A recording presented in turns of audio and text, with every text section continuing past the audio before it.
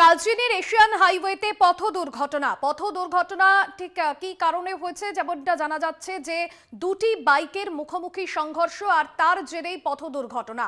কালচিনির Asian হাইওয়েতে পথ দুর্ঘটনা, দুটি বাইকের মুখোমুখি সংঘর্ষ, দুজনের অবস্থা আশঙ্কাজনক এবং তাদের মধ্যে একজন ভুটানের বাসিন্দা এমনটাই জানা যাচ্ছে। দুটি বাইকের মুখোমুখি সংঘর্ষ।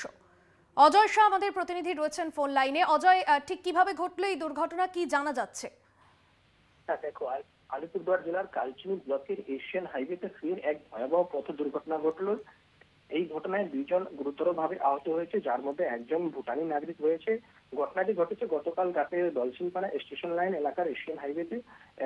এদিন ভুটান থেকে একটি ভুটানি নাগরিক বাইক করে সে জায়গা থেকে যাচ্ছিল, সেই সময় কিন্তু উল্টো দিক থেকে আসা একটি অন্য মোটরসাইকেলের মুখোমুখি সংঘর্ষ হয়।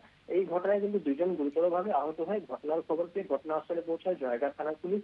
পুলিশ দুইজনকেই আহত অবস্থায় উদ্ধার করে কালচিনির উত্তর লতাবাড়ি গ্রামীণ হাসপাতালে পাঠায়, যেখানে আসার পর প্রাথমিক চিকিৎসার পর একজনের অবস্থা আশঙ্কাজনক হয়, তাকে আলিপুরদুয়ার জেলা হাসপাতালে পাঠানো হয়েছে।